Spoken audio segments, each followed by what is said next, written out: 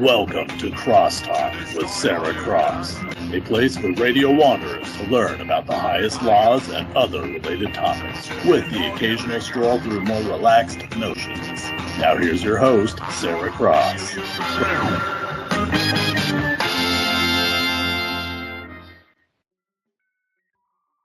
And welcome to CrossTalk, and I'm your host, Sara Cross. And first, as usual, I want to give a great big shout out to Revolution Radio. Go check out their website, all the great hosts, and if you can throw a few bucks their way, that always goes a long way in showing your support to a platform dedicated to free speech. And just as a side note, it's also a great thing to even just share the website with people you know who might be interested in it. Share the website and let them explore it and find out what they like about it. And just even sharing the information goes a real long distance. And thank you for the shout out and for the sound check. I appreciate that as always. And this week I have Derek Bartolacelli, who is a spiritual DJ and a philosopher. You can find out more about him here in this link, and I'm going to add your link in here so you can go and check him out right in the chat.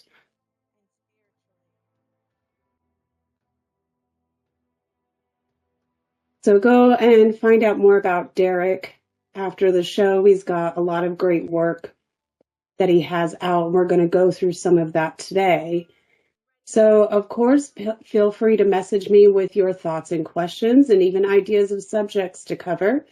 You can also just tag me in the chat or email me at SaraCrossArt, which is, I will remind people in the chat, it is Sara, no H, Art, in, take that email there in the chat for you. Don't be shy. Yeah. So, okay. So let's bring on Derek, and he can talk about his work and introduce himself, and we can hear more about what's going on. Derek? What's really going on? Bonjour, bonjour. So if you could please first tell people a little bit about yourself and your work, what you do, why you do it, and so much of that. Yeah, sure. And yeah, I'm always trying to refine my ways of, in short, like in a nutshell type of thing. And what the hell, because there's so much to cover. And broadcasting out here in France, I had a life-changing, like, frequency shifting awakening back in 2012. I was married to a really cool French woman, and grew up from the Bay Area, but was living out in Paris, and been a huge hip hop, underground independent hip hop, and that, like, conscious hip hop, if you will, because the genre of music is deformed in so many ways over the years, but not to stray away. So I had, like, my inner mind, my inner ears wide open. And what I noticed after, like, listening to music as I normally would, even if, like, I had quite a lot of conviction and, was getting keyed into some really truthful and spiritual aspects of reality through music, it just hit me on such a level where I just had to, like, do something with it. And I've been inspired by a lot of DJs over the years, and kind of wondering, like, how come, and, like, especially after my epiphany stuff, like, where are the DJs that would just, cut to the chase and, like, all killer, no filler, as far as, like, killing the the shadow side of the ego and the ignorance of humanity type of stuff, and just be like track after track, truth infused music, all day long. Like, so I just tried to become one of those types of people because I was just charged with an incredible amount of life force energy that was just rejuvenated through this experience, and it was a process leading up to that, this quickening, if you will. But yeah, so it was a place. It was a great launch pad for me because I didn't have the articulation, just like a year or two new into studying esoteric information, secret societies, and spirituality, other dimensions, aliens, whether or not like extraterrestrials, whatever. So I didn't have and listening to the folks like David Icke and stuff, like, I can't speak like that. I'm nowhere even close. I'm just gonna maybe showcase things that I've learned from in a cool way, and build my own grammar up, because I was learning French the whole time, so I felt like my English was a little compromised. So I was like, let's just pay homage and words to the wise, and yeah.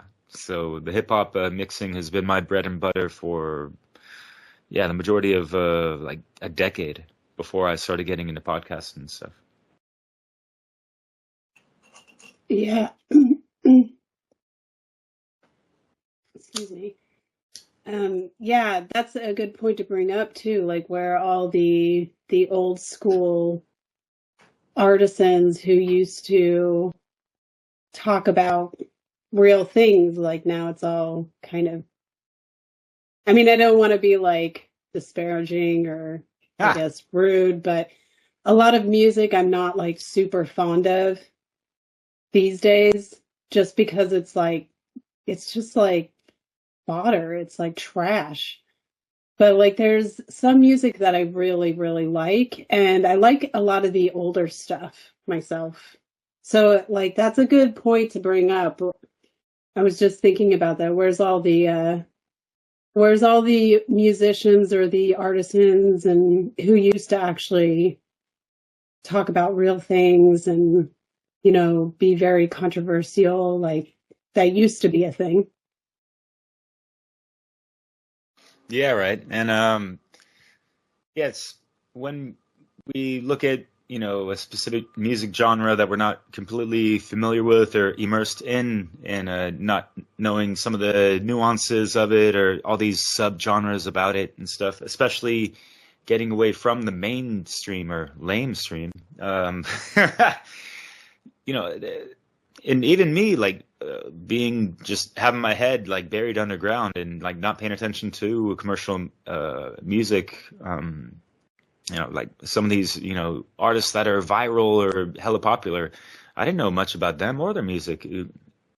My early 20s, growing up in high school a little bit, but yeah. So from the outside looking in, I understand why a lot of people, would think like, hip hop rap, it's so whack, and like, what's this mumble stuff and yada yada, and I cannot disagree at all, because that exists, whether lamestream or underground. But yet there's so many, if folks really dig beneath the surface, and yeah, it's like kind of like real recognize real, right? Sometimes you need the real eyes to realize the real lies, but also getting, having those inner ears tuned to the true type of thing, like in using that law of attraction, you're going to magnetize kind of naturally the proper music and stuff, or might get recommendations and stuff. You you pick up like a compilation mixtape, whatever, and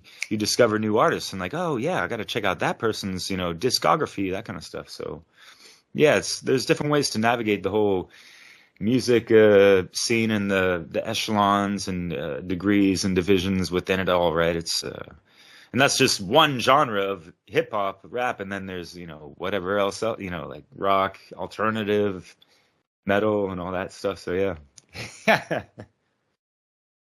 Yeah, it used to be like, I mean, and whatever genre it is, if they were being real, they were exposing they're exposing things. And even before them, you had when you had like old school music, from the 50s and 40s and 30s and 20s, that's even like crazier if people were to go back and listen to some of that. I mean, dang. I mean, some of it is like really like showcasing some like pretty crazy stuff. So there's a study that can be done behind that. I mean, and before even that, it was more like bards. Music, I always look at music as a like a poetry. Like to me, music is poetry, and it can be verbal or nonverbal, but it's like that's how bards operated back in the day. I mean, it was, about frequency. It's just like a totally different. I mean, people don't look at it like that usually, I think, but I think that, excuse me, today is a weird day where I'm at, but so got a little bit of a frog in my throat, so sorry guys. But yeah, there's a science and a history behind music that I just think is actually really interesting. And I think this stuff circles back around as well. Like if people actually looked at history and patterns in history and human behavior, there really ain't, as someone once said, anything new under the sun. So, like everything circles back in history. It always comes back to us. I mean, you could even just see that pattern in like fashion trends even, but music does it too. Art does it too. People's mindsets do it too. I mean, it's just kind of interesting. Like we just always want to circle back to what is authentic, even when we were under conditions of whatever type of tyranny going on. Like it's just in our historical pattern. Like, but that takes, time to research. You got to read books more and look at things more. But um what I was going to say is that like with music, there is a couple of musicians that are popping up, which you might be interested in. One of them I just actually discovered the other day, and his name is, well, if you just put in Ren, R-E-N, into YouTube, he's probably going to pop up. But I listened to a few of his songs, and I was absolutely floored, Derek. I mean, I don't know if you've even heard of this guy, but it's like really just genuine and like real. And I really appreciated how he did it. So, people like yourself and like other people who come forward and they do that kind of craft it should be appreciated a little bit more. And then just like anything else, it's a tool. You can either use it for good or use it for bad. And, that's how that works, I think. So. Yeah. Geez, I've been so busy. I wanted to check out Ren. You recommended me him the other day. But yeah, going back to what you were saying, and geez, thinking about the word bard, and that's one of the characters in the book or movie, also The Hobbit, J.R.R. Tolkien. And he really brought to life so much of that sound song frequency, art of expression, and how people and the bards, back in the ancient times would express themselves and convey messages and even honor people or mourn the dead or honor specific events that happened, like, hey, something happened, let's make a song about it type of thing. And you still kind of see that playing out even in football, or rather soccer stadiums in especially Europe, yeah, but especially in England, that something just happens. It could be like the most mundane or silly thing, and they'll just like whip up a song about it, and then sometimes it could be a cult classic, sometimes it doesn't stick, but whatever. So there's a real interesting sacred aspect of music that is just integral into the human spirit, I feel.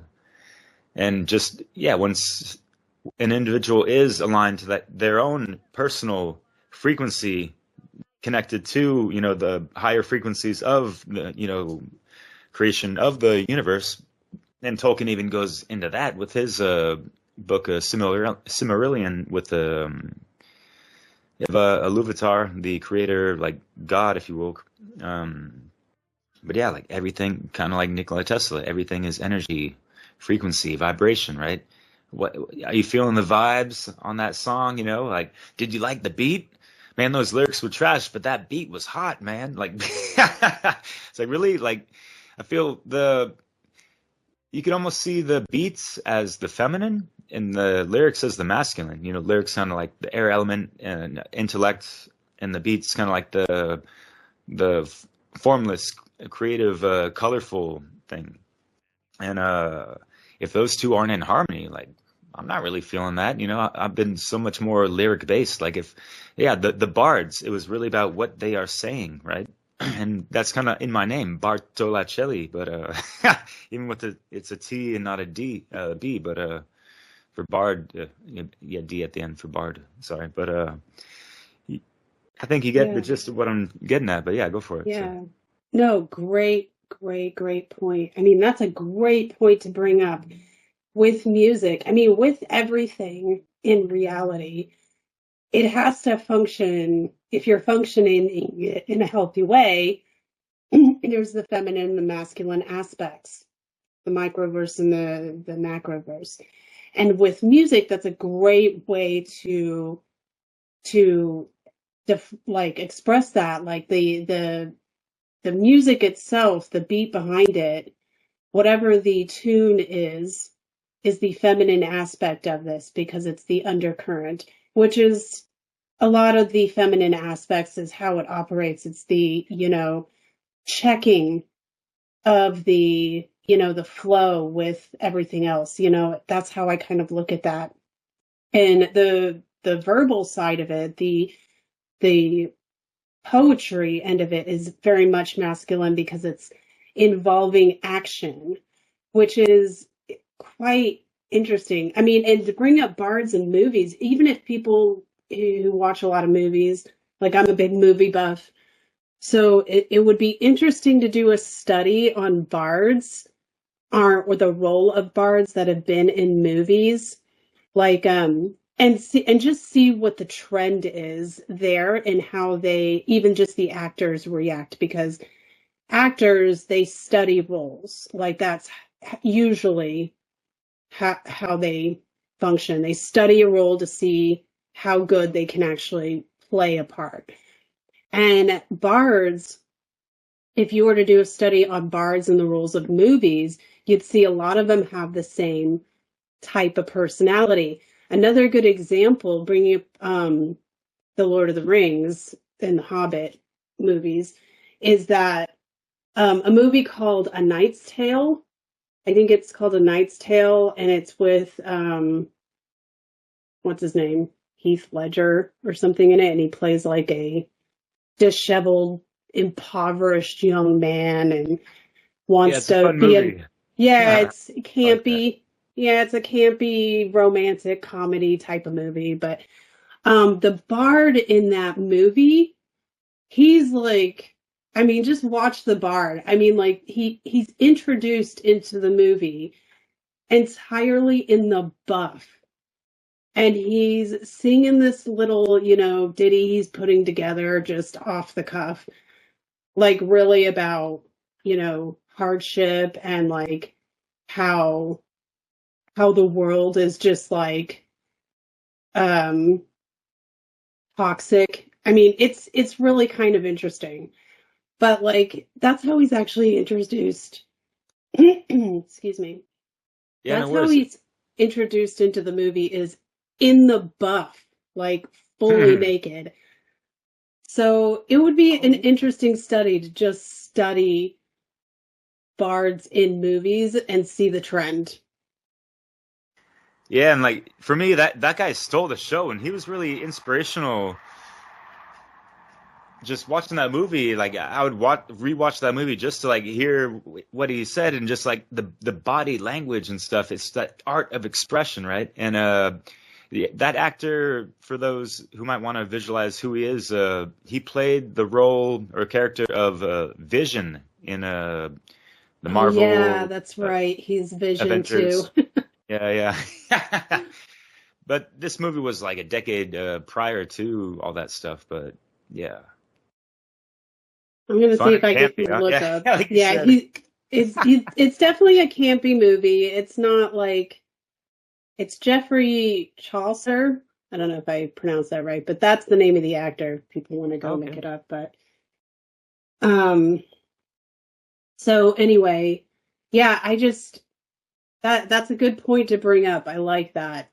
Good point. The music, the actual music is like the feminine and the lyrics itself are like the masculine. And I think that's why I really, maybe like classical music like a lot. Like I'm more of a classical music girl myself.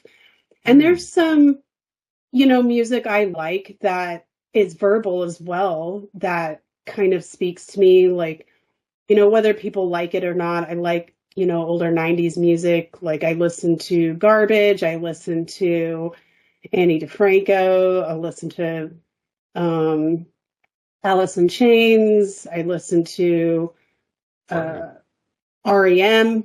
Like I liked a lot of music in that kind of genre, and I didn't really discriminate. It wasn't like, oh, I like metal or I like punk or whatever. I listened to the Ramones, stuff like that. I kind of was all over the place. Was more of like a punk rock type of girl as a teenager. But I mean, as I got older too, I still like that stuff, but I kind of started leaning more towards classical just because I could really like focus. It gave me a lot of focus. And then, it's only recently I found a couple of modern day artists that I actually really like. And I'm like, okay, I would actually be okay with listening to this and not want to just turn it off. You know what I mean? So. Yeah, especially, and it's heartwarming to hear that, and already kind of had the impression. But yeah, the fact that you tuned into some of my mixes and stuff, doing these live streams and trying to duck the copyrights and stuff, and yeah, it's been great to have your presence up in these sessions and whatnot, and yeah. But I hear you. There's a lot of, I don't know, like, does it seems kind of few and far between, like the real genuine from the soul music out there, and yeah, it could be genre wide, right? And for me, trying to uphold conscious hip hop, I've had to do my homework and keep my ear to the streets on the digital level, I guess. With all right, who is alive currently making music and kind of more up and coming, and not like these old timers still trying to be relevant type of stuff, but like who are these new emerging folks that are going to be the voices for their generations coming up, because the younger folks are wanting to listen to folks around their age range and stuff. And I feel you. I was a teenager, middle school and early high school, like really into alternative music and like the Green Days and yeah, Alice in Chains and yeah, the grungy stuff a little bit too. So yeah, but some conscious hip hop just struck a different chord in me that I was just resonating with on such a different level, and I was like, oh wow, okay, I'm gonna be led this way. But anyways.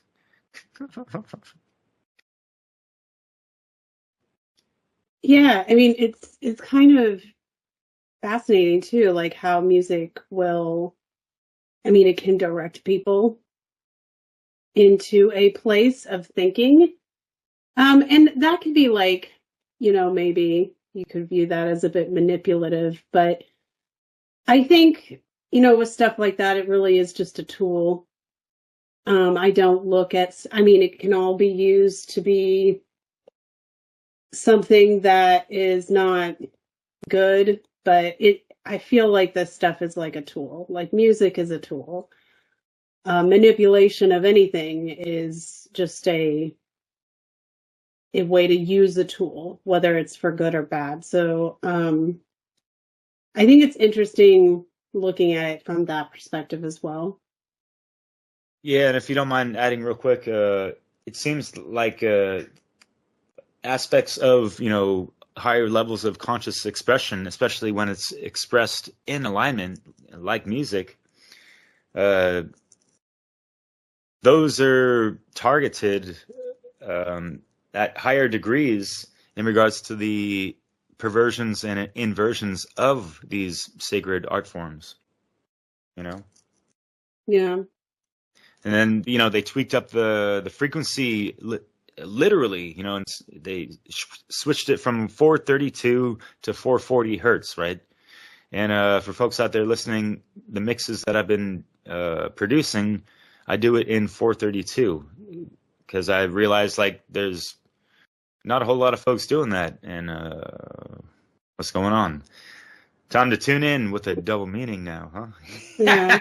Well, there's like a handful of musicians who have used, now I can tell you, maybe that's what you're talking about. It's a different frequency that they tune their music into. I think Michael Jackson did it. And it was a slightly different frequency because the frequency can affect your brain waves or however it works. I'm not sure exactly what the science is about that, but maybe you've heard of that. You know what I'm talking about?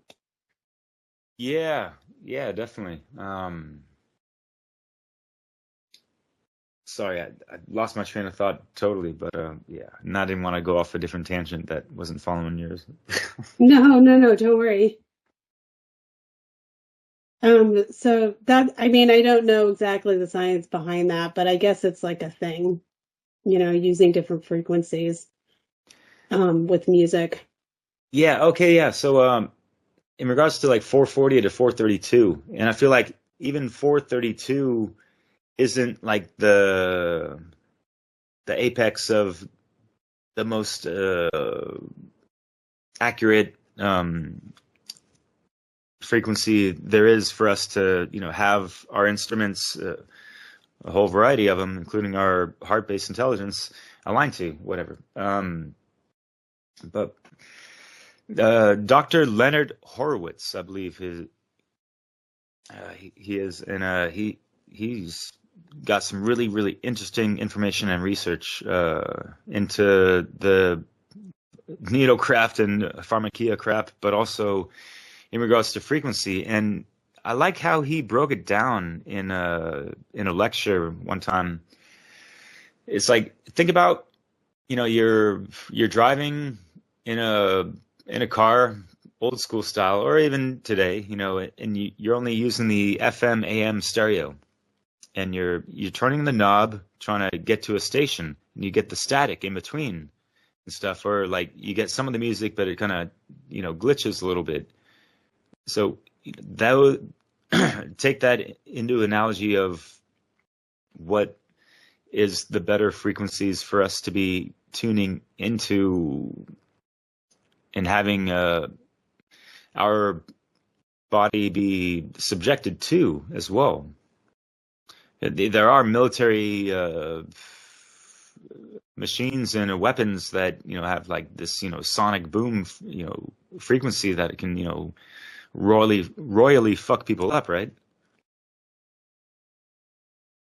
Well, yeah, they've been working on sound technology for a long time. It's like it does all kinds of stuff.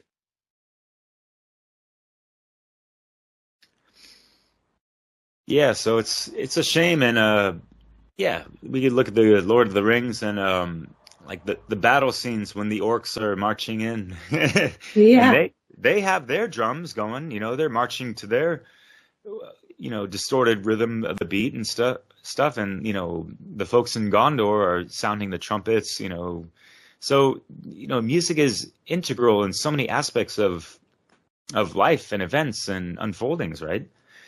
So that's really interesting to always keep in mind, like the enemy and the evil ones are using that as well. just like they're using and they understand the laws of nature, natural law, cosmic law. They understand that more than the general population, and they're using it against us, right? Yeah. And that's not just in, the music industry. They do it in movies as well. They add in like music for effect, and that gets us all like pumped up. Yeah, totally. There's Mark Devlin. I'm sure you're familiar with him. No, I'm gonna look him up though. Mark Oh, Devlin. he's in the One Great Work Network, and Oh, maybe that's why his name is familiar to me. for sure, So yeah. yeah.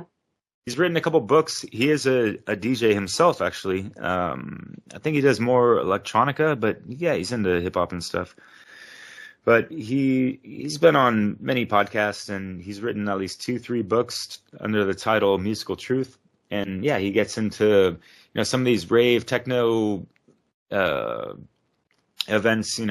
All these people all drugged up, subjected to the lights and the frequencies and the vibrations and the sounds and all that stuff. Like, do they really know what they're taking, on an energetic level, metaphysical level, all these things? Yeah.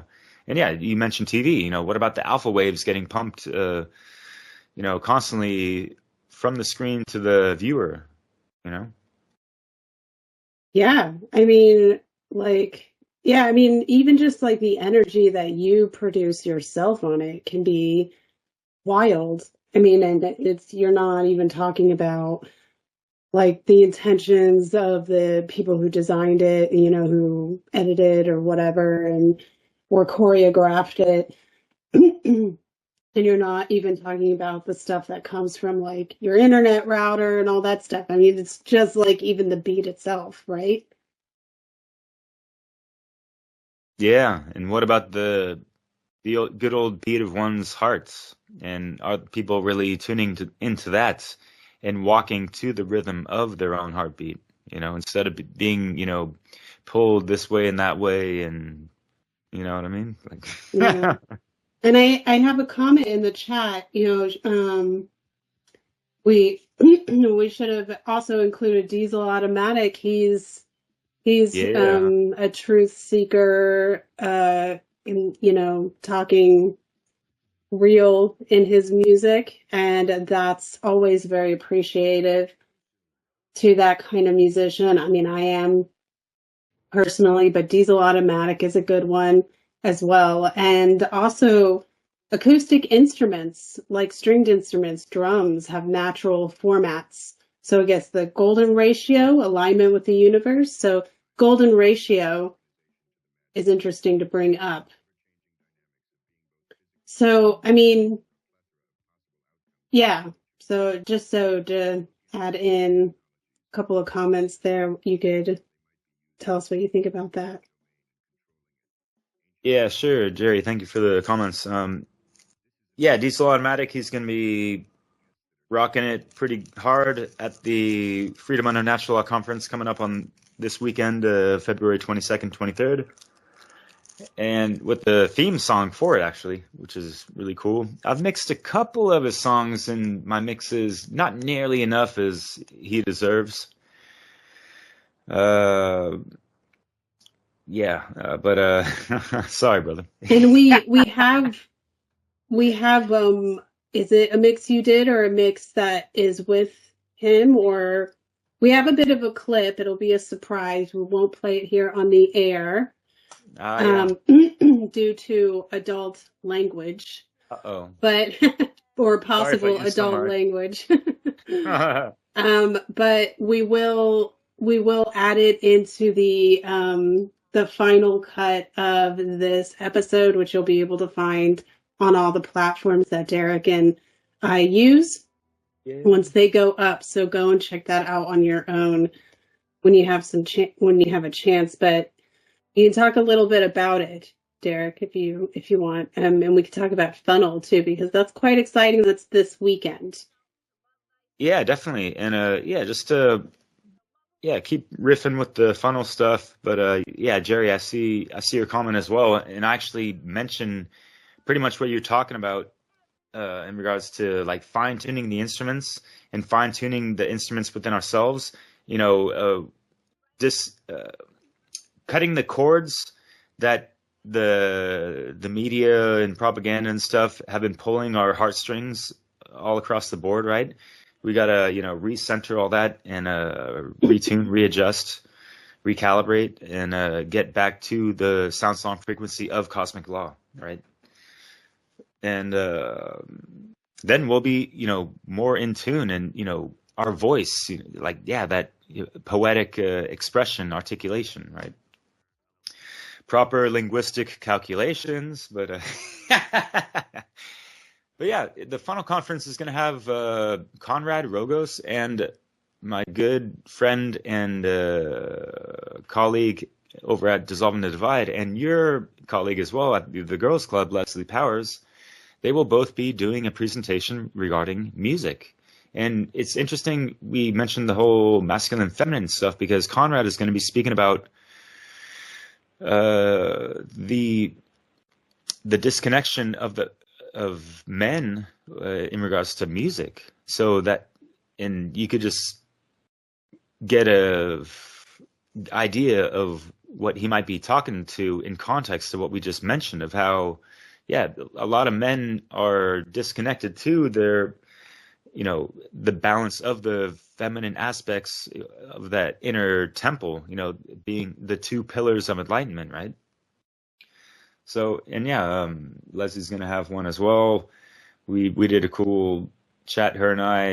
It's up on our channels, kind of expanding a little bit and throwing out some details and sneak peeks of the conference. But there's going to be some musicians. You're featured artist as far as, you know, artwork and that kind of stuff, and you do great at that.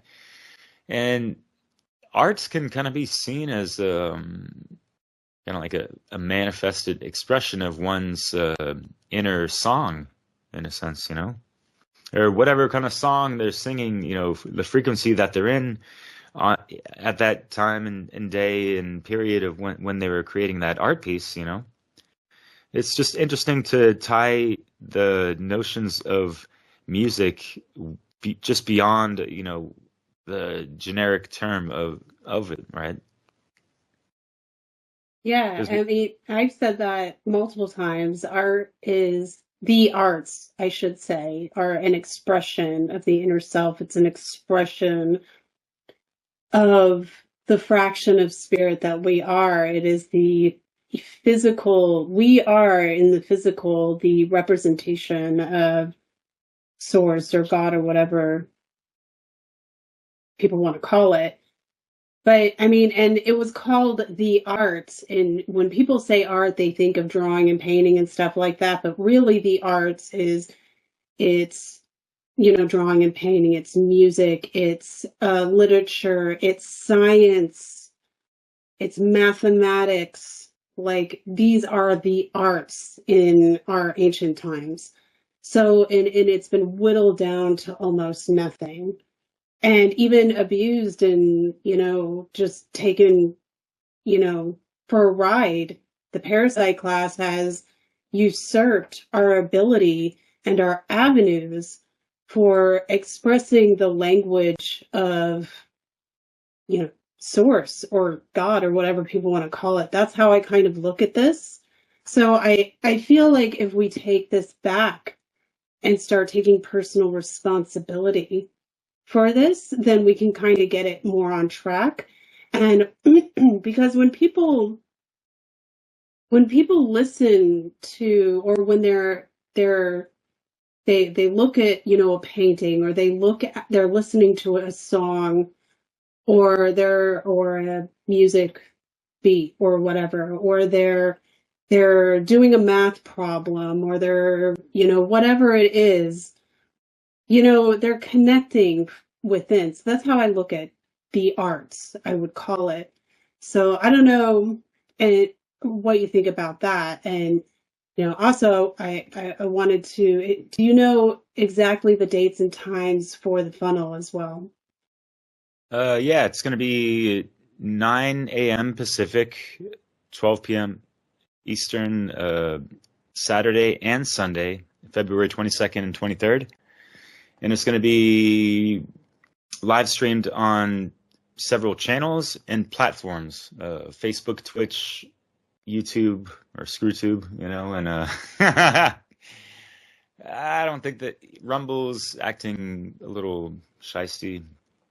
It will be on the freedomundernaturallaw.com website as well, and it will be live streaming on the One Great Work Network as well. Perfect. Yeah, I just wanted to make sure that people knew those times, but yeah, like I found it disheartening when I figured out that the world of the arts is just being dismantled, and it's it's tragic to me. It feels like a kind of death to me. Yeah, it's all part of this dystopian trajectory, it seems, like defund the arts in schools and this and that. Even if it wasn't like the best, it still gives young kids a platform to do more with, but yeah, let's go back to ancient times, right? Before the arts and sciences and of the liberal arts and sciences via the trivium and quadrivium, and music is part of the quadrivium, and music corresponds and correlates so much with geometry, as we mentioned, with certain frequencies. They can line up on a graph, a circular graph, if you will, and you get to see the pinpointing numbers that correlate to whatever frequencies, and also the geometric patterns that follow suite in a sense as well. So yeah, there's quadrivium is astronomy, music, geometry, and arithmetic, I think.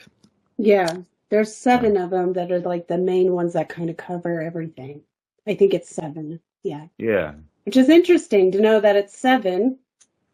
7 is like, well, it's, I guess, if you're looking at it through the eyes of occultism, 7's a pretty significant number, generally. Oh, yeah. So, 777 is like, if I have it correct, don't quote me, but as far as I understand it, I'd have to go back and look at notes and stuff, because I don't have a photographic memory, guys, so sorry.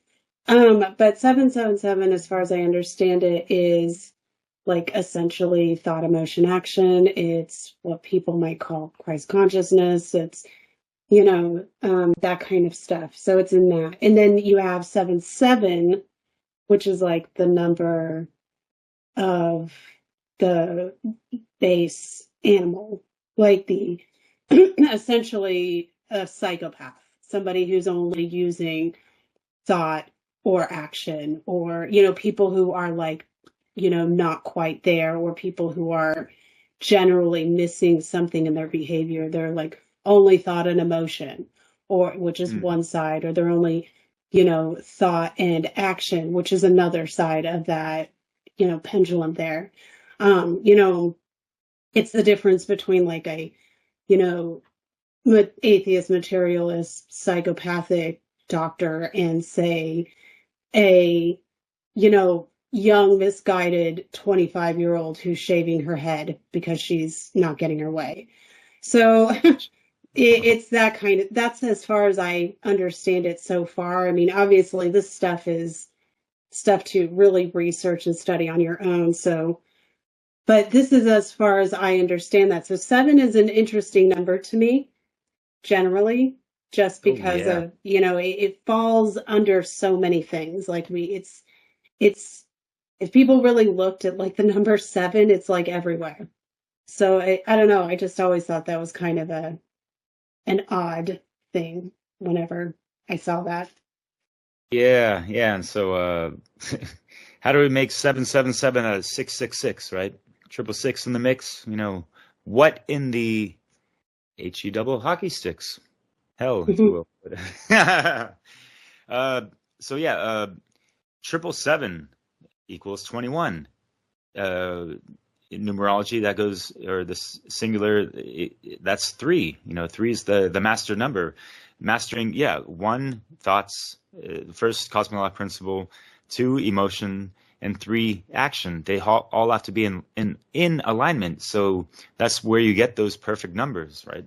And that's kind of interesting. What you go to the slot machines in the casinos, and they have that, and it just seems like they're flashing sacred numbers, and they're just diluting and polluting and watering down, distorting the sacredness of these things, just like they are with a lot of music and stuff. And responding to a comment in the chat from Jean Lisa, in regards to binaural beats, hemisync, and theta waves, if you will, as well. I have a playlist on my channel, AwakenYaMind, that showcases some, and I've been keyed into that for quite some time, and I thought it was really cool. And you get like Rife frequencies, RIFE. You heard of Rife machines that can kind of pinpoint a specific frequency that could, kill bacteria, viruses, parasites in the body, type of thing, right? And there's, Rife frequencies on YouTube and websites, as well as binaural beats and stuff that are tuned to a specific frequency that is supposed to possibly heal DNA, activate chakras, and all this stuff. And it all sounds great. And I know there are proper channels to that, but I think it's important to verify the sources and make sure it's not a distorted frequency in the guise of something legit. Because as we know, like the New Age, New Cage movement is a cluster schmuck of some co-opted, inverted occult teachings and stuff like that. Yeah, that's a good point to bring up. Like all this stuff, should be fully investigated, fully researched. Don't just buy what anybody says. Don't even take what me or Derek or anyone else that says anything for Voila. face value. I mean, like myself and Derek and, people I know, like we do not go out to like lie to people or misguide people, but we're also human. So, research and investigation is something that we do a lot, and we're always trying to, bring the best information we can. But personal responsibility in researching and investigation, anything that you hear anywhere, that is up to, all of you guys out there in the world. So, and there's so many people out there who are like totally grifting. I mean, just totally grifting, people. And they're like, I've got an insider. I'm an insider. I've got insider reports. It's like, come on. Okay. It always sounds like it's a grift. When people say stuff like that to me, I'm like, okay, what kind of snake oil is this guy going to try and sell me?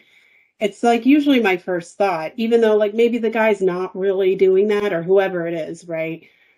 Or they're not intentionally trying to do that. It's good to like just go in with a certain level of skepticism with everything until you can actually prove something.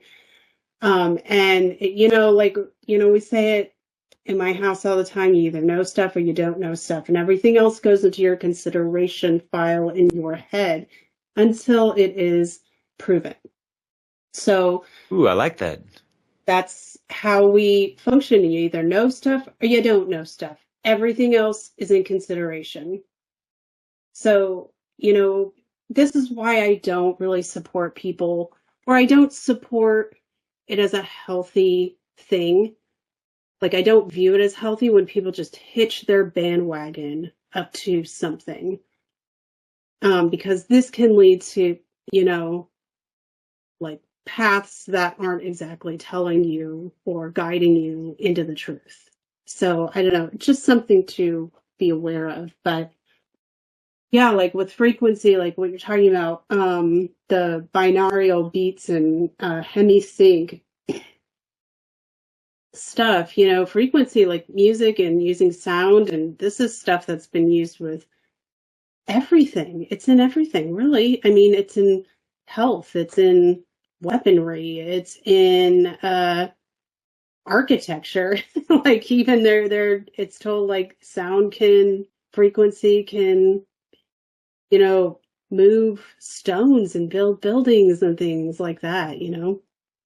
So it's kind of, I think that stuff is interesting, but it takes an investigation, you know. You gotta research stuff and people. Yeah. Yeah, and as within, so without. So we really gotta be studying ourselves, you know, as much as the exterior, you know, keep that fine balance, you know. Hmm. And yeah, like we're all cooking stuff in the kitchen. We all have pieces to the puzzle, but it's really about clearing up the bigger picture, even if we don't have all the pieces. But if we can actually get a glimpse of what the actual picture looks like, then we know where to place the pieces of the puzzle better as well, right? And so like being in the kitchen, I mentioned that because, you know, we have to be able to put all our ingredients that, you know, we've accumulated via our knowledge and stuff on the chopping block to see if we're going to be cooking up some soul food with it, right? Like knowledge into action type of stuff. Like, are we leading a righteous life with that at the moment? You know? So yeah, that's kind of part of that. It's always a process. We're never going to reach, you know, a 12-strand DNA activated individual human being, you know, in this lifetime. But, you know, that's something to aspire to. And, you know, I'm trying to walk that humble path towards that, even though, you know I'm not going to reach that anytime soon. But yeah. And that's like a science. There's a science behind this too, isn't there? Like that's how I kind of like to view it as well. Is like, you know, we put all of our information together, the elements to our recipe, or, you know, cooking in the kitchen, as you say. And you know, that's what science is all about, you know, really, you know, that's especially when people are like, oh, you know, where they're like, don't, you know, what is it that they say? Where they're like, I question the science. I'm like, yeah, you're supposed to question the science, dummy. All science. That's like the point of science.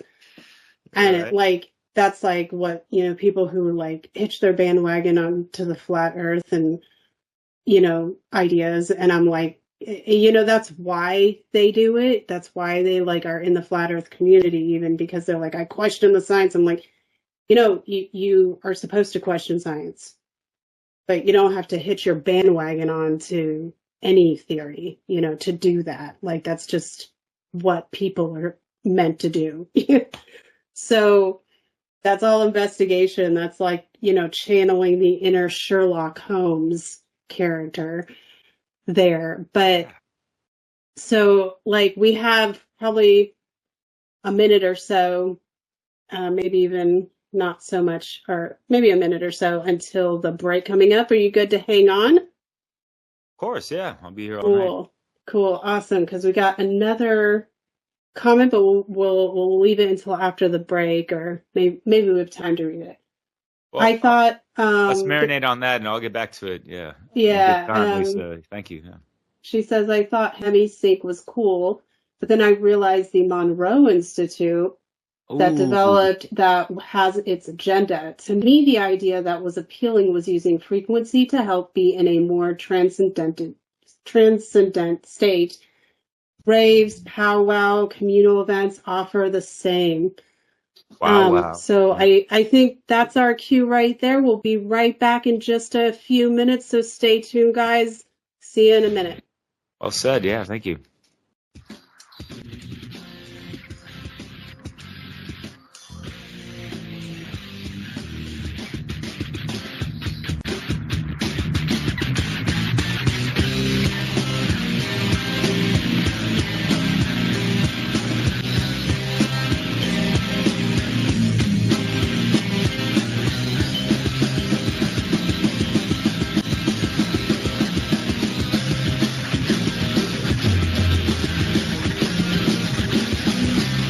you for listening to Revolution Radio.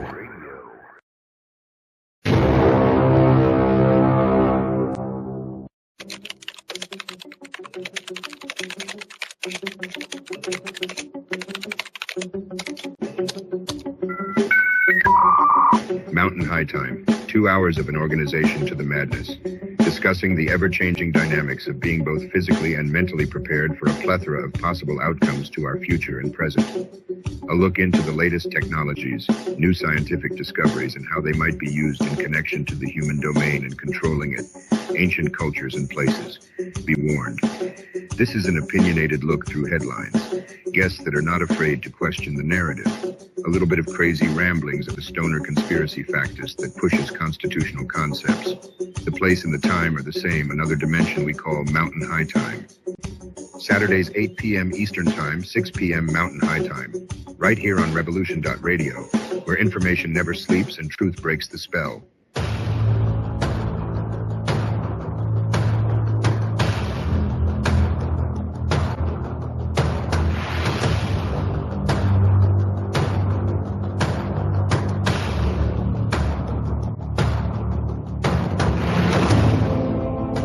Tune in to the Family Industrial Complex podcast here on Revolution Radio, Studio B, every Wednesday, 4 to 6 p.m. Eastern Time. Get fit, empowered, physically, mentally, and spiritually.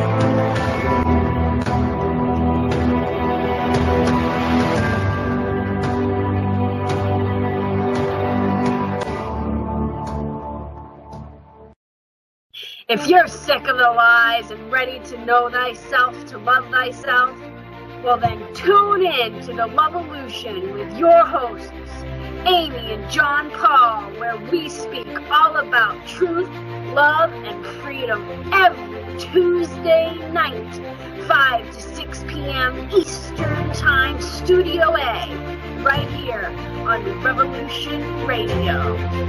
And remember, only you can free your mind control.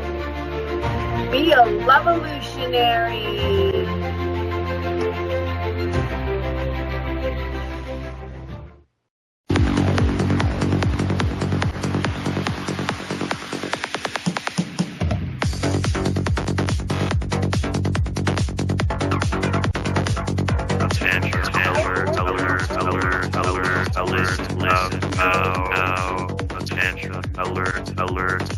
Alert, listen up now. To corner with Control 0XE05173. We talk about decentralization and bank annihilation. Bitcoin, Litecoin, Litecoin, your coin, blockchain, baby. Mondays at 1600 hours Eastern, Studio A.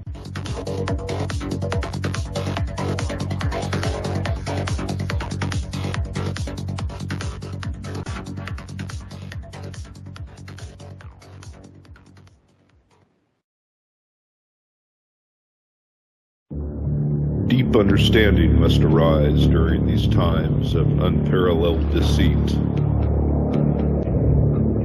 A view into the depths of society upon which this country has fallen, a storm brews upon the horizon. It's been said that those that have the eyes to see and the ears to hear will play a paramount role in the furthering of humanity and civilized society. But can civilized society and humanity survive the coming conflicts not seen since a dawn of time in ages bypast?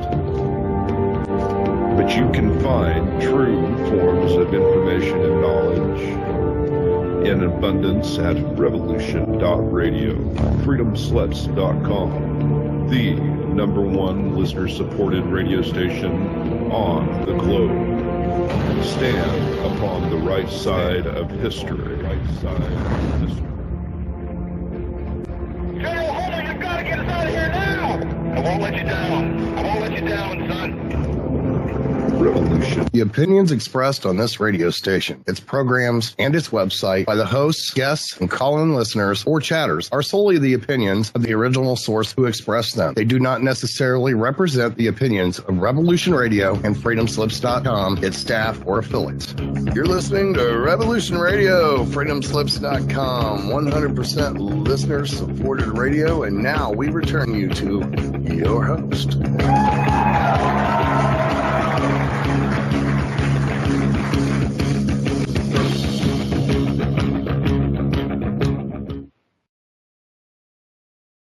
And thank you and welcome back to CrossTalk. We are on live on revolution.radio.com. You can go in there and check it out, and there's a bunch of great stuff. And before we continue on with our last comment, without we are, thinking about, I just wanted to give a quick shout out to Crypt Rick from I've Been Thinking.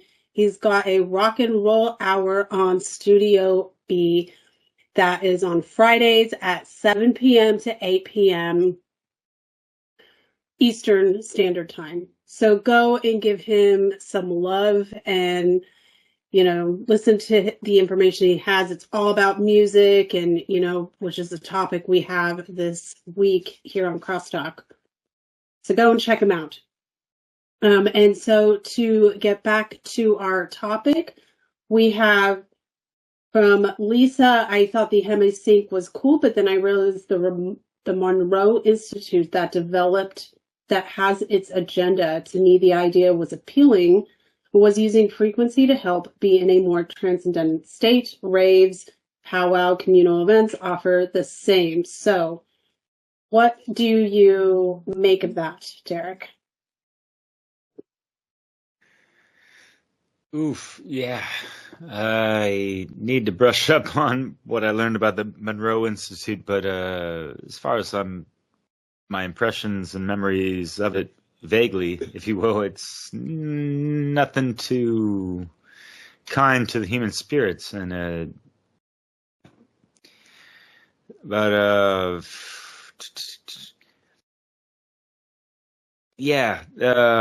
using frequencies to be in a more transcendent state. That can also be used, like you mentioned before, Sarah, used as a tool for good or bad. And what were they experimenting even prior to the Monroe Institute via, like MK whatever?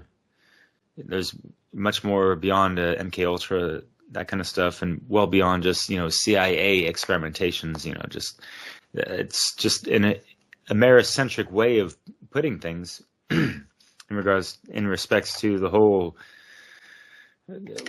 world and whatever other nations were doing, whatever upon experimentations and that kind of stuff. But so what are they trying to figure out in regards to mapping out the human mind and all these things and how it reacts or can integrate with certain, frequencies and whatever the hell it can be subjected to, and right.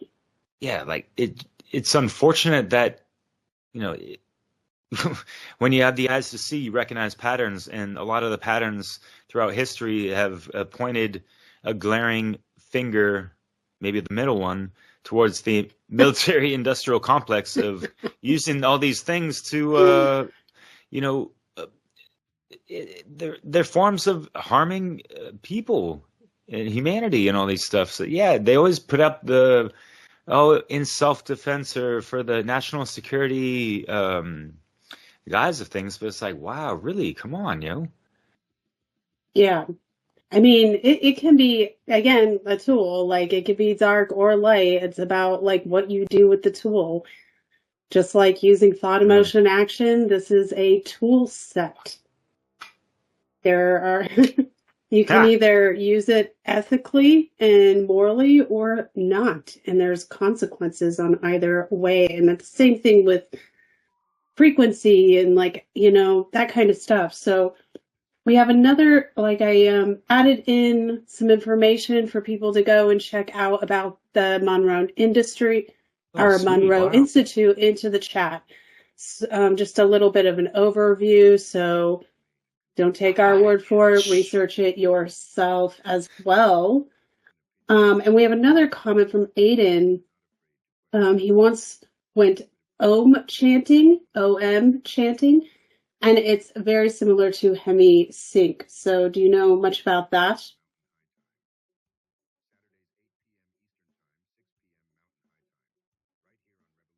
Derek? Hold on. Yeah, sorry. Sorry. I was trying to read the whole comment, but mic muted. Yeah, the Adi Shakti Devi as the energy of Vishnu, the all-pervading one in all things, especially in the form of sound, Shabda. Is that the comment you were talking about? Yes. Yeah. So I guess the Monroe Institute scientized the aforementioned. Yeah, that's interesting. What I will say in regards to the comment before of how Lisa was saying they're selling this, Monroe Institute type of whatever the Hemi sync as a way to learn astral projection and channeling, and people really need to understand 100% in using your utmost spiritual and just practical discernment that the lower astral realms and stuff, those have been hijacked a long time ago, and there are many angels in disguises. You have to see them from the angles that they reside in, if you will. Wow, I just made that up on the spot, and I hope it makes sense to people. But yeah, it just goes back to like the New Age deceptions and stuff. People, and this is the thing, the modus operandi of a parasite is to latch on to a host that has vital source energy. Think about that with the lower and astral parasites. They're looking for the folks that are leveling up and that are spiritual and have a higher vibration, because that's some really sweet juice for them to suck on, So they will put up these nets, traps, and snares for people to get keyed into, and they're latched into, parasite host situation, unfortunately. And they keep that perpetuating with, following these quote unquote tools, as you mentioned, that are being used for the dark side of things, unfortunately, right? It's just the distortion. It's the discordian, right? There's a discord in the harmonics and frequencies of things, unfortunately, right? What do people think archons are in the form of sometimes, They're not always in this, like a physical state at all, especially if we're talking about the way upper hidden hands type of thing, Right. And I mean, bringing that up, like, what do you think about all the stuff that you could see online about, like, I mean, and people put it up online, and some people are like, yeah, and then, but this is the kind of stuff where I kind of withhold, I pull back some of my automatic trust into something, which I don't tend to generally do anyway, but people put stuff up and they're just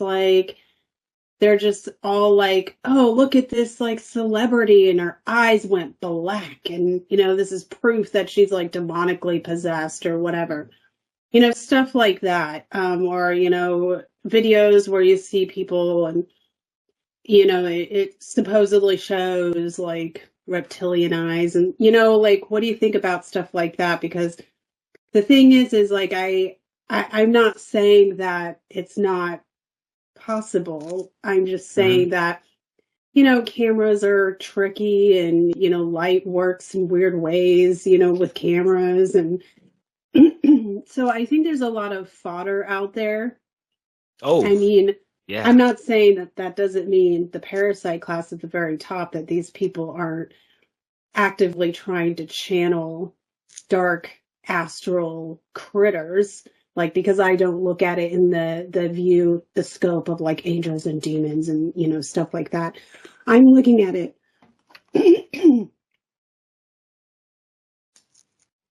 excuse me, guys. I'm looking at it more in the scope of the physical and the non-physical. And in the non-physical, you got all kinds of crazy things going on. Like critters, like not things that have never been physical, and they're just astral critters. And they, you know, parade around taking advantage of the, you know, people who are, you know, maybe psychically or just mentally, like have a weaker constitution or in the physical, and they take advantage of this. And, you know, there are things that happen that are just like wild. And then you have like ghosts and stuff like this, which, I mean, I'm not going to tell people like, yeah, that's totally, absolutely proof. Take my word for it. I've experienced ghost activity. I've had those experiences myself, so I know that it's real. Was it freaky or was it because it could be a good or bad experience. I don't know. Sometimes it's just like, you know, previously living dead people being, you know, D-bags, and they're just like messing around with you. And but in either case, they still parade around like, you know, they could parade around like demons or whatever, really manipulate people. And I'm not to say that, you know, astro critters out there aren't actually like totally freaking evil. Like that's what they are. They're just freaking evil entities. But I don't put it in the scope, the mind frame of angels and demons, because I just think that that's just too broad. And I don't think it gives credit where credit is due, personally. So yeah, totally. That's my consideration for people to think about. But so what do you think about that kind of thing? Because I know the parasite class, that's like their whole religion and, you know, all that stuff. But like really, like when I look at that, I'm like, look at the clown show here, because they're like, I'm going to channel this demon or whatever. But really, it's just like some totally deranged astral critter coming in, messing with you. Like, so I don't know what you might think of that. Yeah. So, how do I frame this? You know, people talk about. I'm just like, here, like, talk about all this like crazy crap. Which I'm pretty familiar with, and I've listened to a good amount of these things, and about ghosts and this and that. Well, everything is energy, right? So when one person dies, did that energy completely leave, or were they so stuck and attached to the physical realm that they, you know, they're still here, type of thing, you know? And if that's the case, are they, you know, because just like the physical and the metaphysical and the ethereal, whatever, that could still be invaded by these fucking parasites. Sorry for the word. It's just unfortunate, and it's like this unconscious, you know, impulsive modus operandi of needing to suck on life force energy of another person to sustain their own, type of thing. And that's kind of what they've birthed into this realm for a while. I mean, you heard stories about the jinn, possibly with the J, and all these things. And yeah, it's like if we're still keeping it on the music tip and thinking about frequencies and stuff, we need to examine our personal frequencies and recognizing any distortions within our sound song vibration and repair that, because that could be one of these inroads for these parasites to latch onto, because like the eternal song of the frequency of truth and cosmic law and all these things, that is infallible, and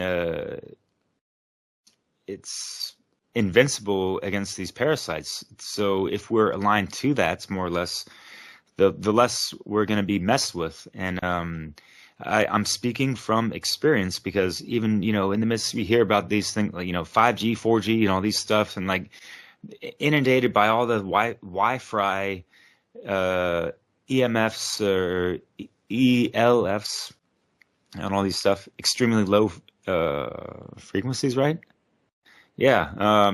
If we are at a better vibration, and it's our subjective sound song frequency aligned to the eternal one, that is the more invincible state of being. And it goes back to the law of polarity, in a sense of, you remember that phrase, like, all truths are but half truths.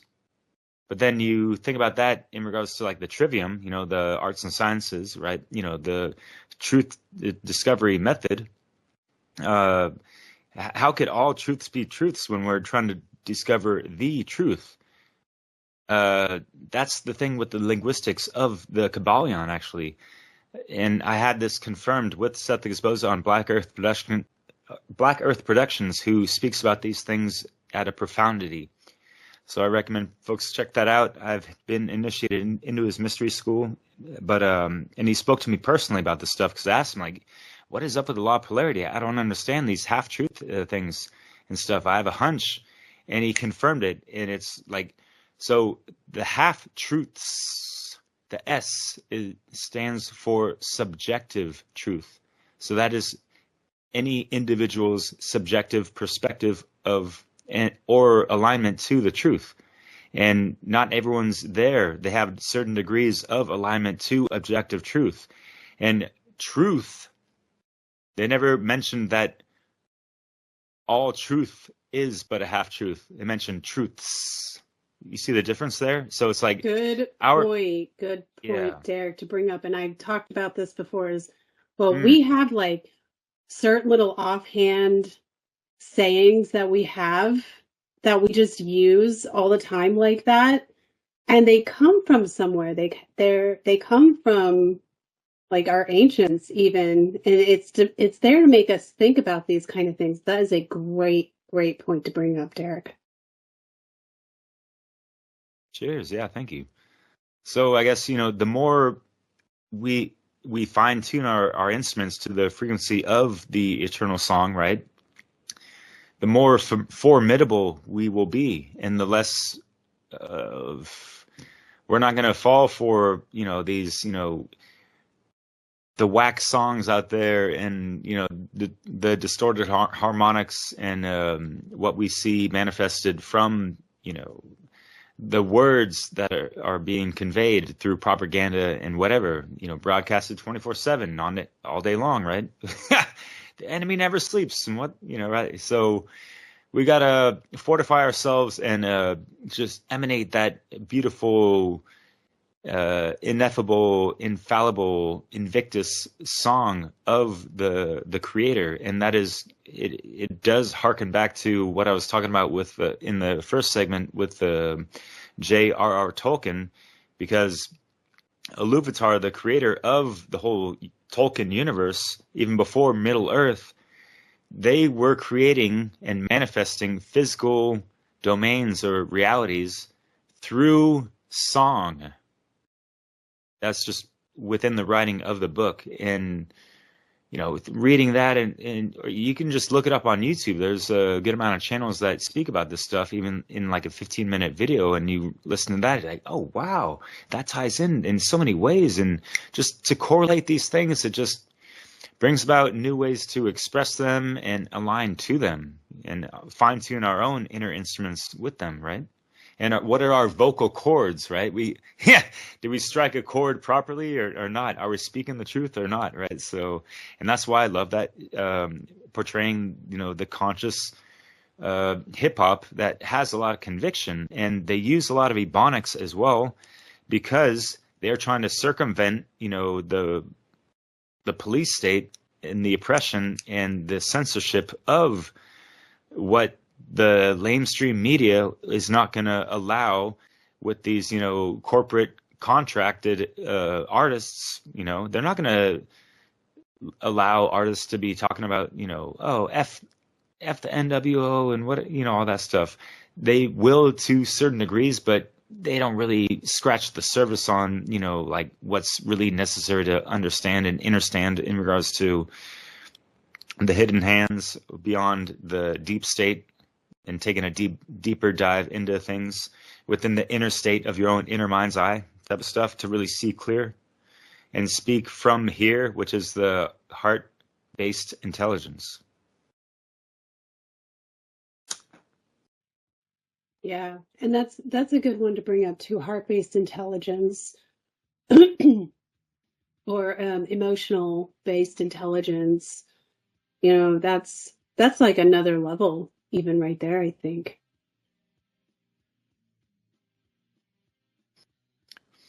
Yeah, and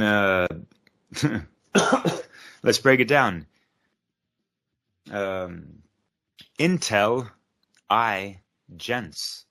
You kind of have the I in the middle, Intel on the left, masculine. Let's go back to that, right? With Intel, intellect, and all this stuff, and the I being the middle, like the middle pillar that needs to be properly centered to be in alignment with the masculine and feminine, and the gents, the generative principle, right? That true aspect and principle of care. When it's alignment, it's that beautiful sound song frequency, right? And there's so many ways that artists portray and convey these wonderful things, right? So yeah. Yeah, and I think all creatures can tap into that, right? Do you think? Yeah, and whatever species to whatever level of cognizance and consciousness that they're at, right? Like they don't have a neocortex like we do, yet we recognize levels of sentience within them, Yeah. Like, I mean, we can reminisce on stuff like, the reason for life and death, for example. And we can really contemplate, the concept of God, for example. And then you have like animals that are at different levels, and I see this in animals all the time myself, like different levels of comprehension of things. Like, for example, like crows and ravens, elephants, cats, sometimes dogs, or I think it could be by breed as well sometimes. And like dolphins, there's, whales, certain whales, and they have like enough, at least heart-based intelligence or emotional intelligence, or cognitive ability to like develop like little society structures within their own little clan, their little group of their family clan. So I think that stuff's really, really interesting. And then animals display, I think, I mean, of course, it's just my own theory, I could just be a lunatic, but I think depending on how we express our heart-based intelligence capability to animals, that this can actually higher the frequency of the animal itself. So if you put like a lot of love and attention and, treatment into, say, your cat or your dog is going to develop a higher sense of self. I don't know if that's like completely like insane, but oh no, I dig that and experience that as well. Yeah, for sure. Yeah. We're all brothers and sisters to different degrees, and we could see animals as our companions, and we could see ourselves as like the stewards of them. And yeah, it's unfortunate that there's the whole, and it goes back to us adopting on a genetic level this parasitic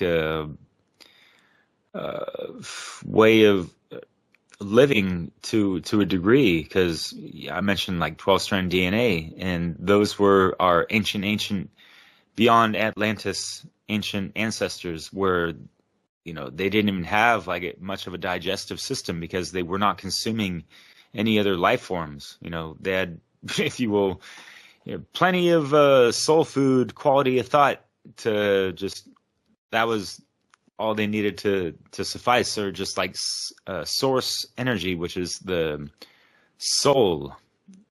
El Sol, the Soleil, pardon my français, the sun, the central sun. You could take that to the law of assimilation with, where does all energy derive from in this solar system, right? Is it not the sun? So then, from the sun trickles down, all right, we have, like the elements and the minerals and the plant life and the fauna, flora, insects, animals, and human beings. So, you know what I mean?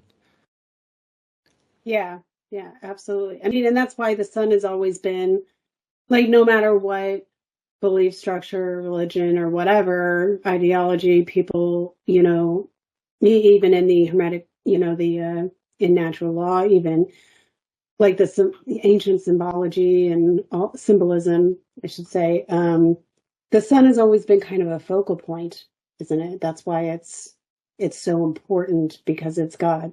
There's a lot of significance to what the sun gives us, which is first and foremost the ability to exist, to live in the first place. So it's like, yeah, I don't know. It's interesting to view it that way, I think.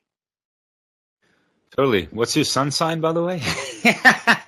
Oh, I don't know. I'm not like very versed in a lot of that stuff, but I am an Aquarius. Ah, okay. Nice. Yeah, that's in my moon. I'm a Leo myself, but yeah, we really have to be very aware of our ascended sign, because the sun sign, yeah, that's like the birthing, the sun, the lights, coming from the sacred womb of that maternal gates in this reality, right? And it sucks that there's kind of like a discord, especially in the medical industry, of getting the cord cut prematurely with the placenta disconnected, and all that stuff. And yeah, like, and that kind of, you could take that to how, especially in the hip hop realm, it's quite masculine dominated, and a lot of the bullshit music within that genre talks down upon women and speak very derogatory to them. And it's like, would you want anyone to speak about that to your mother? You know what I mean? So like, it's like, it goes back to the law of correspondence. How is their inner dialect going? So yeah, it's just odd. In like regards to like music, just in generally, right? Yeah, you could take it to music in general for sure. And you see all these, rock stars like, oh, I'm having sex with all these groupies and this and that. Like, okay, like, that's not making love to the feminine. You're just, getting laid type of stuff, like, wow, congratulations, Like, right. Animal behavior without, actual, human thought behind it, I think, spiritual thought behind it, yeah. So yeah, I definitely agree with all of that. And it makes me wonder, thinking about that stuff, if it's like, I personally think there is certainly an attack on the feminine in general. But like that there's so much music and even a lot of movies do it, where, it kind of quiets down, or it's shutting down the feminine even aspect of things. So I don't know what you think about that. Yeah, sure. And humans are so conditioned, especially today, within this rat race, rendering folks from a smile to a sad face and all this stuff. And it's just the go, go, go. It's like way too much yang up in that thing that is not balanced with the yin, which is the feminine aspect, right? So, and even, being in context with, women online and seeing what they post and stuff. And yeah, like if you're always on the, like, got to do this, doing, that's like being in your masculine too much. So where's the time to, sit back and recline and really feel that feminine divine, and not have to, and with the prices and job stuff, it's like people are kind of in survival mode. So it's hard for anyone to be balanced within the masculine or feminine pillars and stuff, and let alone have time to even research these things and, from the get-go, and actually do the inner work and have proper time and focus for these things, and not just go back to the hamster wheel of one's daily ritual of, okay, rinse and repeat, go to work, and watch something after that, and pass the time kind of with depleted energy and dopamines and stuff, right? Mm-hmm. Yeah. And do you think that is it? That's all like purposeful, and that just the majority of us are just being they're trying to almost, the parasite class, I should say, is trying to kind of train us into disregarding the feminine aspects of ourselves purposefully? Yeah, definitely. There's in a as you have, following Mark Passio's work, he's had a really great dissertation presentation years ago, but followed up on it in recent years with podcasts in regards to the flip side to the divine feminine, the dark feminine and stuff, and just how there's been this war on the feminine. And you can just see this being played out on both sides of, men and women operating, and how the dynamics of masculine and feminine play out. When men are too passive, being in their feminine, it's kind of naturally and indirectly, if you will, compelling women to be more in their masculine to counterbalance that. This is just how the laws of natural law work. Take it to the Hermetica principle of gender, right? So, of course, these things are by design. Sorry, yeah, go for it, Sarah. No, continue. That's just like, that's actually like, I hadn't even thought about it that way. Like the conditioning or eugenics or whatever it is, that's like feminizing men as a natural reaction that nature just takes. Women are becoming more masculine as a result. I didn't even think about it that way before, but yeah, please continue. Yeah, sure. So this could, tie into, whatever hidden hands that, pushed the neo-feminism stuff that kind of was guilt tripping and man slamming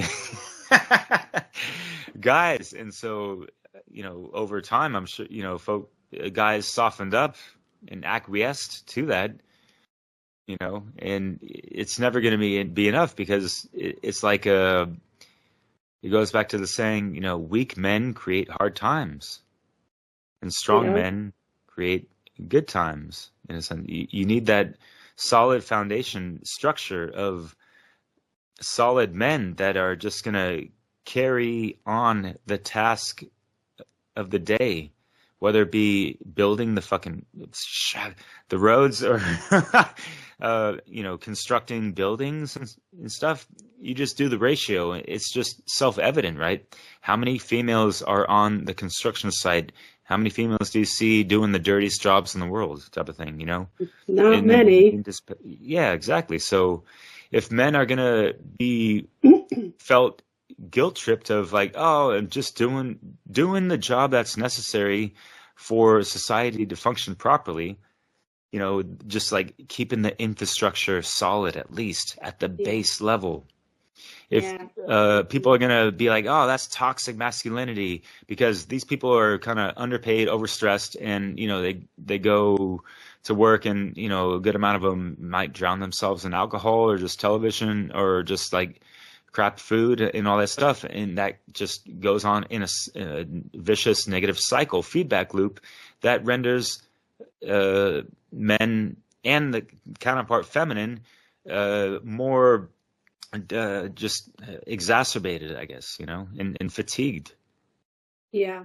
No, I agree with that. Completely, 100% completely agree with that. I think one of the worst things almost that it's certainly up there that came out of what I would call the toxic neo-feminist. I mean, the neo-feminism is all very toxic, but the toxic version of feminism is when they started saying anything you can do, I can do better. And this set like this idea into women's heads that anything that a man can do, that they can not only do it, they could do it better. Now, I just want to go into that for a second here and just be like, okay, there are things in the physical world when you're talking about this kind of stuff that men are just more proficient in. They're good at it. They're better at it because they have that physical representative aspect that's masculine right here in the physical realm. And that's why they're better. And biologically, by nature, they're better at it because their muscles are denser, their bones are denser, they're usually larger than us. Just generally, their shoulders, their structure is just built naturally larger than us, usually, not in every single case, but usually. And women are in the physical. We are, because we hone in more into that feminine aspect of reality, we are better at other things.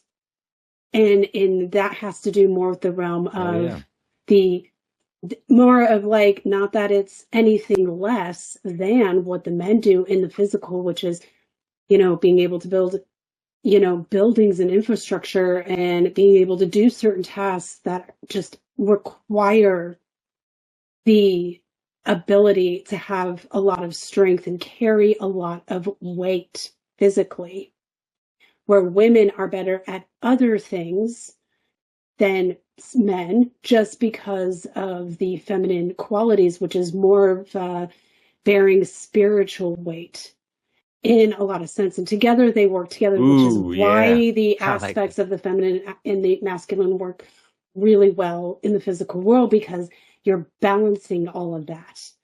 And so, I mean, it's just a structure thing. It's a biological thing, and like it's spiritual and it's physical, and you know. And I'm not saying there's not exceptions to this rule.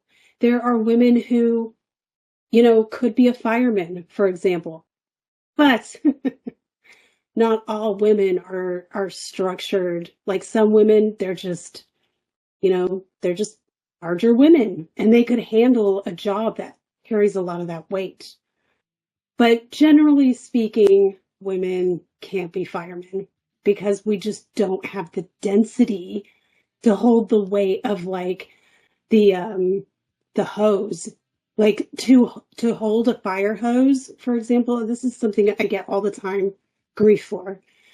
To hold a fire hose on a fire truck, and you're trying to put out a fire. Ever see in movies where there's like 5, 6, 7 men holding that hose? It ain't like one dude. That's not an easy task. So you can't tell me that women can just be firemen. Like, I'm not saying there's not exception. There's like women who are like super, you know, buff, and like they're bodybuilders, and like there are women out there who are like that. That's fine. But it's not the majority. So that's just one example I give, and I get grief about this kind of stuff. And they're like, well, Sarah, if you want to be a fireman or fire person, you can be. And I'm like, okay. No, I absolutely could not. just could not do that. There's no way I can barely like, climb a short flight of steps. I can't be a fireman. I mean, so it's just about practicality as well. So anyway. Yeah. Can I riff on that real quick? Yeah, go for it, please. Because I'm out here in the south of France, in a really cool town next to Marseille on the Mediterranean Sea, and I'm working on the beach. First 2 years I was working here, I was working with 2 volunteer firefighters, a woman and a guy. The guy was working behind the bar, really short guy, but just pit bull built kind of thing. And the woman, pretty tall, slender, beautiful and stuff. And I was working with her, serving drinks and food on the beach, me, shirtless or in a tank top, barefooted, her in a bikini, barefooted and stuff. And it was cool. It's just looking at her figures, looking back and thinking about what you just said, I was like, damn, how did she pull all that weight and stuff? But going back to weight, I loved what you brought up because, each counterpart gender has their weights to bear. And it's so sad that, we have to compare this stuff all the time. Why are we doing this? It's just pointing the fingers and all this stuff and not looking at the fingers being pointed back at you when you extend that finger to the person in front of you, whatever. And guys really just gotta bear in mind that women bear the weight of creation, right? They are the womb gate of this reality. So where's the sanctity of that, Yeah. So exactly. Y'all create it, we protect it type of thing, right? Mm-hmm. I mean, and even you could look at it, as men supply. Men are suppliers, and with everything, not just supplying the resource to create a life, but the resource to live within that life in a house, or with food on your plate, or things like that. Men are suppliers, women are emotional support. So, it all balances out in that way, I think. Yeah, absolutely, Derek. Yeah, sure. And, my sister's lesbian, and I've never had a problem with that from the get-go. And you could just see the feminine masculine attributes being played out in gay relationships as well. There's going to be one more that's passive and one that's more of a leader and the supplier, and one that's more like that nurturer. So, you can see. Yeah, I have a few friends who are homosexual as well, and you can see it in that. And because sometimes it's not about who's a man and who's a woman. Sometimes it's about just how it's represented in the relationship. Like you said, one's more passive, that's usually more a female trait, and one is more of a doer, more of a leader, and that's usually more of a masculine trait. And I mean, just my quick theory on that is I kind of feel like we're also, even if we maybe don't remember it, because I think we incarnate with a touch of amnesia just to make things a bit more interesting. But we are maybe channeling in some aspects of our personalities that we put out into the world in this lifetime. They're traces, subconscious memories of past lives, what we're used to as well, spiritually, our spiritual fraction of spirit self. Yeah. Right. So and I've used this example before, just as, just as far as us pulling it in, Mozart, he was the master by the time at piano, by the time he was 5.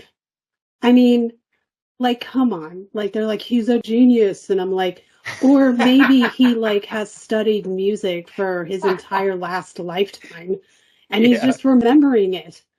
And it's just coming out. Like, he doesn't remember being alive in the last life, but he remembers all that study he put into it, clearly.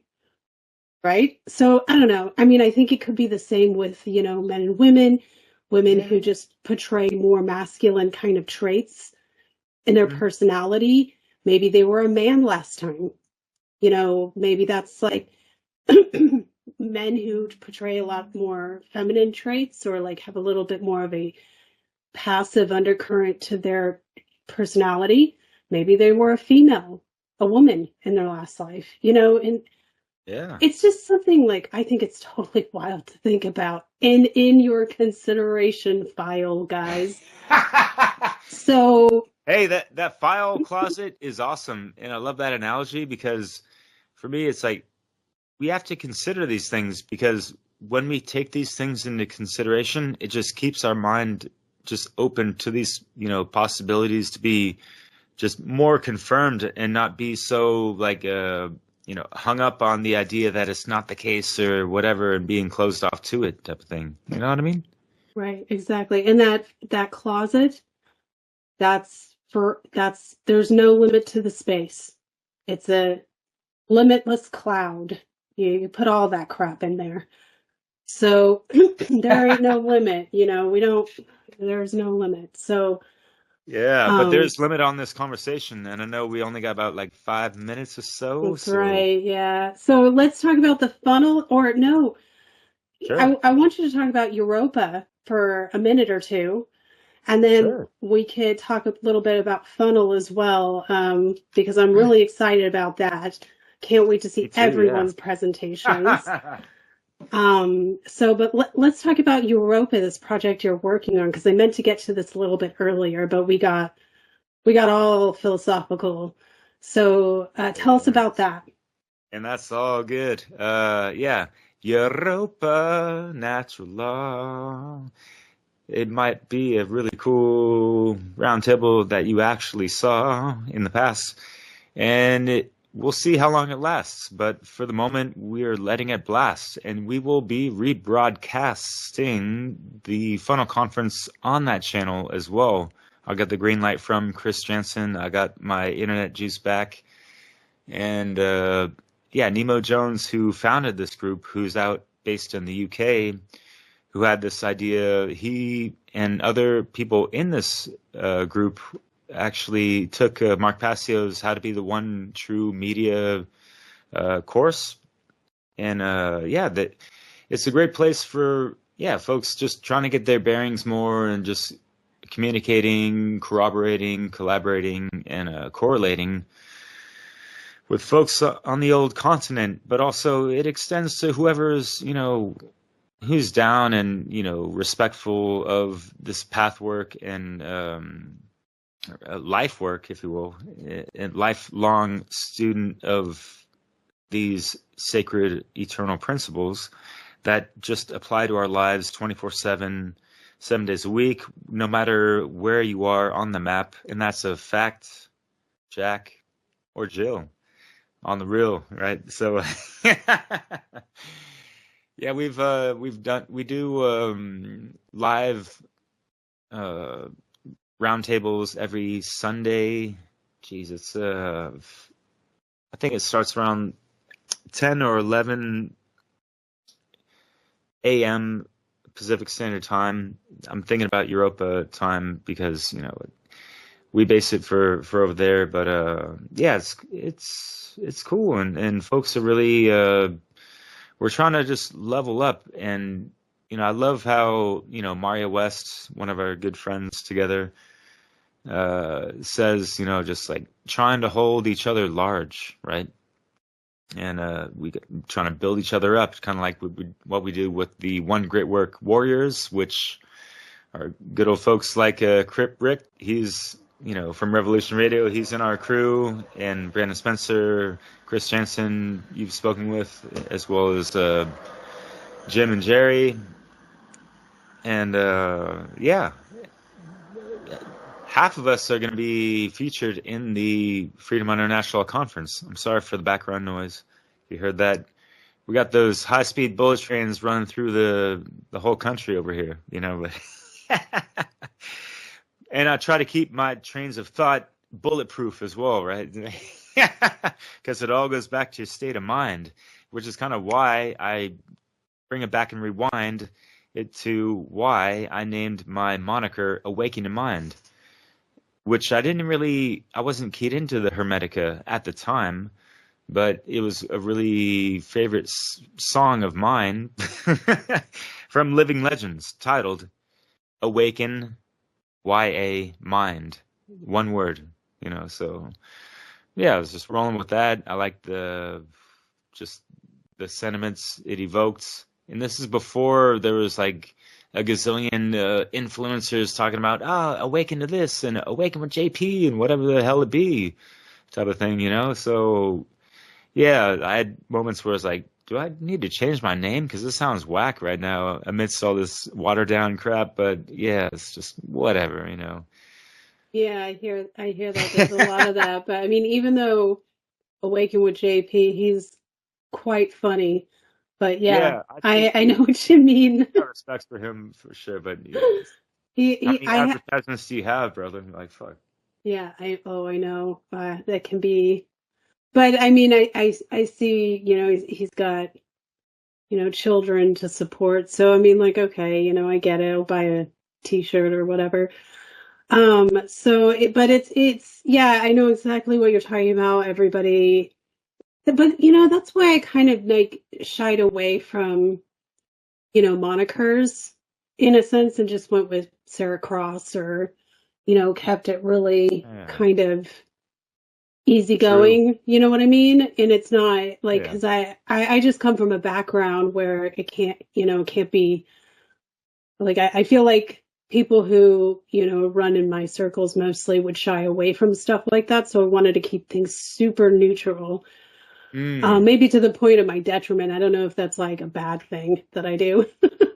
Yeah. Hey, there's always sacrifices with what we do, right? With this stuff. Yeah. So yeah. I wanted to read real quick a comment in our chat here, which I think is good to think about, guys. So heed these words, you who wish to probe the depths of nature, which is a quote attributed to the Oracle of Delphi. And this is from our member Darren. Yeah. And it continues, the quote continues, if you do not find within yourself that which you seek, neither will you find it outside. Just totally on target. Absolutely. Yeah. Thanks for that. Yeah, thanks, Darren, for putting that up. I love that. Let's plug FUNL real quick. We've got a few more minutes. Yeah, and it's great. I kind of got recruited into the organizational aspects of things, and yeah, we would love folks to subscribe to the newsletter or check out the Telegram group chat, or there's even a tap link or bio link, if you will, but taplink.FUNL4 because it's the 4th conference. And it's going to be about inspiring true care, all caps, to proper action through the wisdom of what we've learned through implementing and integrating and especially learning from the get-go about aspects about natural law. And there's a great 12.5 presenters, and then an extra group of folks that are doing music and other things. So it's a free online conference. Once again, you can check it out on the One Great Work Network or freedomundernaturalaw.com. And FUNL, Freedom Under Natural Law, they have a website, or they have channels on, you know, your typical platforms, even Facebook. So check those cats out. And Sarah, I know you have a great presentation you've lined out. Looking forward to yours and everyone else's. And yeah. Yeah, absolutely. Thank you so much, Derek, for joining me this week. Thank you so much for inviting me. Yeah. I'm totally stoked. We had such an awesome episode this week. So stay tuned for next week. Thanks, guys. I appreciate you. And take it easy. Much music and magic. Thank you. Thank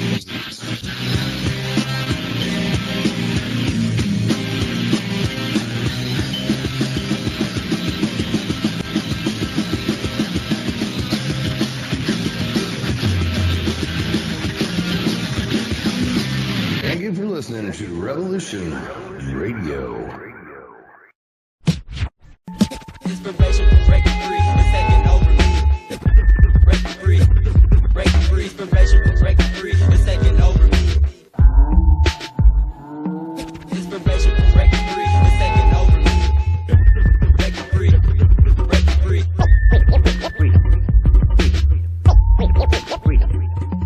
inspiration for breaking free, it's taking over me. Breaking free, and above all, freedom. The causal factor for humanity's continuing loss of freedom is that humanity as a species remains completely ignorant of natural law. The revolution won't be televised. The media will still be selling lies to get your eyes off the uprising and keep you ill-advised. They felonize the truth and prison those who leak it. Demonize who speak it and confuse those who seek it. Get deceived with all the psyops they propagate to try to co-opt the way the movement's heading. Yeah, learn how they operate. They lock the gates on those who can see the exit and try to warn the rest. That's the name of the game, and it's plain it's all a test for the soul.